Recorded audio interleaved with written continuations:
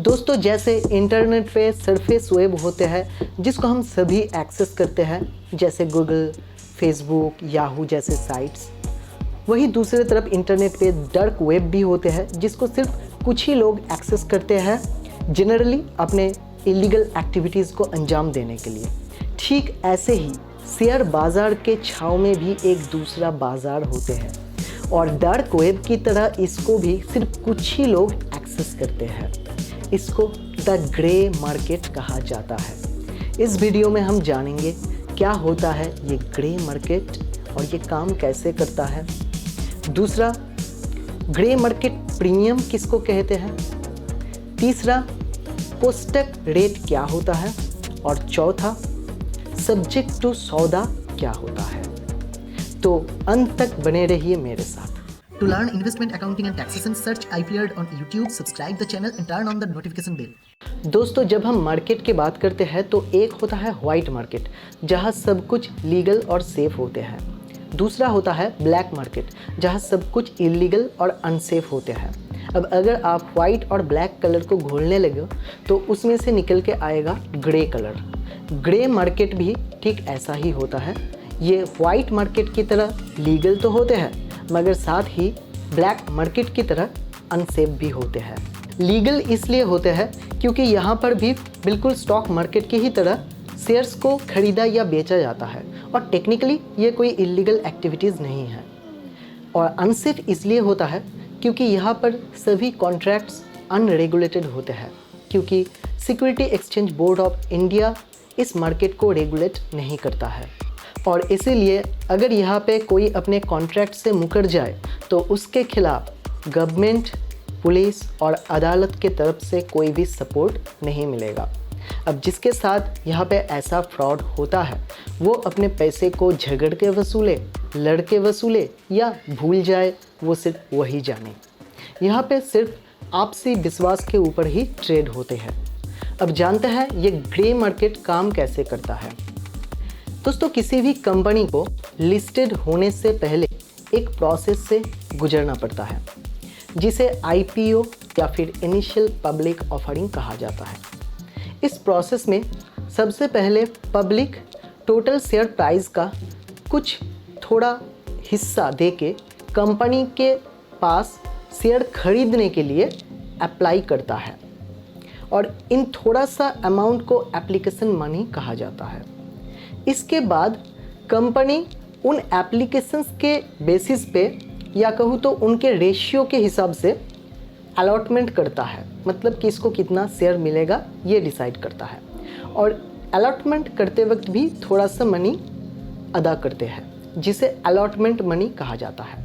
और बाकी का अमाउंट कंपनी बहुत सारे कॉल्स दे के अदा करते हैं, जैसे first call, second call, final call या फिर और भी हो सकते हैं। अब जो शेयर्स पब्लिक ने कंपनी से खरीदा उसे व्हाइट मार्केट पे सिर्फ तभी बेच सकते हैं जब उस कंपनी का शेयर्स NSE या BSE में लिस्टेड हो जाए। मगर कुछ लोग लिस्टेड होने से पहले ही उस शेयर्स में ट्रेडिंग करना चाहते हैं और इस कॉन्ट्रैक्ट्स को व्हाइट मार्केट पे नहीं किया जा सकता है क्योंकि ये अभी तक लिस्टेड हुआ नहीं। तो ये सारे कॉन्ट्रैक्ट्स ग्रे मार्केट पर एग्जीक्यूट होते हैं। लिस्टिंग होने से पहले जब कंपनी अपने शेयर्स का इशू प्राइस बैंड को अनाउंस करते हैं तभी से ग्रे मार्केट पे एक्टिविटी शुरू हो जाते हैं।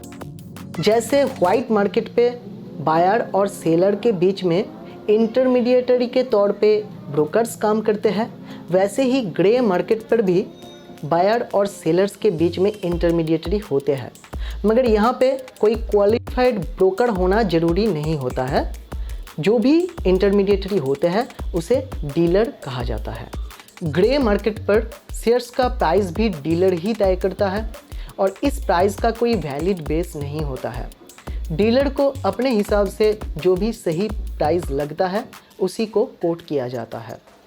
अगर कंपनी अपने शेयर्स को 100 रुपये में इशू कर रहा है और डीलर उस कंपनी के प्राइस को ग्रे मार्केट में 130 रुपये पे कोट करता है, तो ये जो एक्स्ट्रा 30 रुपये है इसी को ग्रे मार्केट प्रीमियम कहा जाता है। मान लीजिए आपने शेयर्स को कंपनी से 100 रुपये में खरीदा और ग्रे मार्केट पे उसको 130 रुपये में बेच दिया। अब ग्रे मार्केट प्रीमियम के कारण आपको इंस्टेंटली 30 रुपये का मुनाफा हो जाएगा, मगर बाद में जब भी उस कंपनी के शेयर्स लिस्टिंग होगा तो वहाँ पे जो भी लिस्टिंग गेन या लॉस होगा वो आपको नहीं मिलेगा। मान लीजिए कि उस शेयर्स का बाद में 150 रुपये में लिस्टिंग होता है।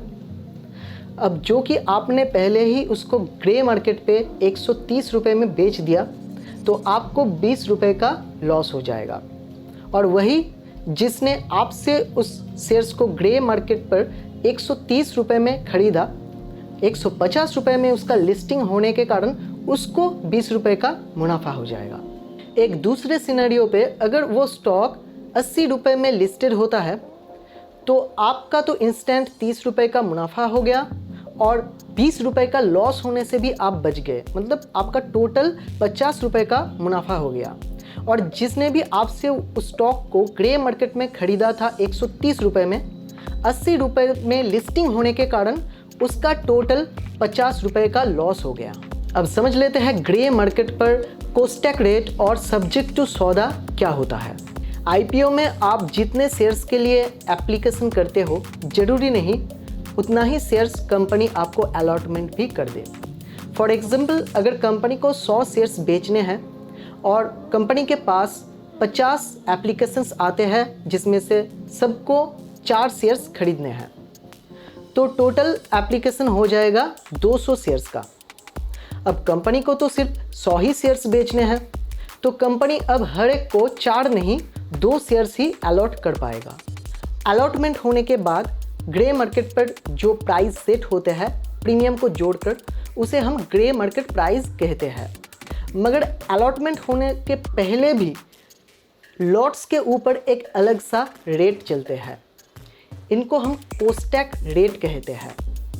कोस्टैक रेट को अगर उन लॉट में जितने नंबर ऑफ शेयर्स है उन नंबर से डिवाइड करते हैं तो जो फिगर आएगा वो ग्रे मार्केट प्राइस से कम होते हैं, क्योंकि यहाँ पे लिस्टिंग लॉस होने के साथ साथ अलॉटमेंट ना होने का भी रिस्क जुड़ा रहता है।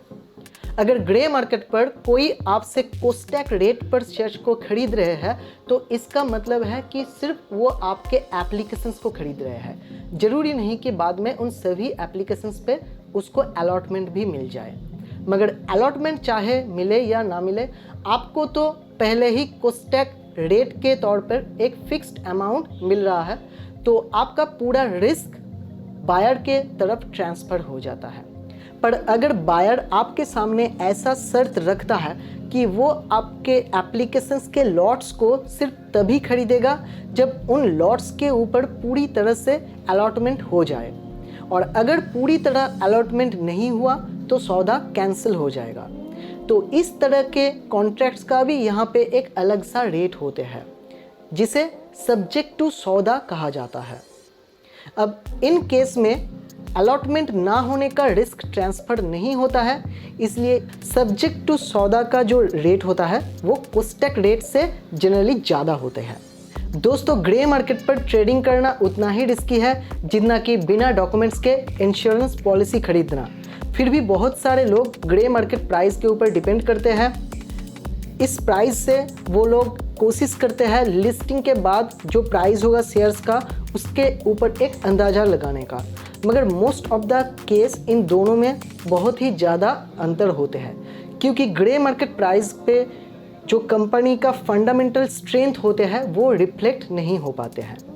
तो आशा करता हूँ ग्रे मार्केट के ऊपर आपको एक क्लियर आइडिया मिल चुका है। अगर वीडियो पसंद आया तो लाइक करना, नहीं तो मत करना, मगर हम फिर मिलेंगे एक नए टॉपिक के साथ। Subscribe now to watch more video like this and turn on the notification bell to get all our future updates on your device as soon it will publish. And if you like the content, just hit the like button and feel free to leave your comment whether you have any queries.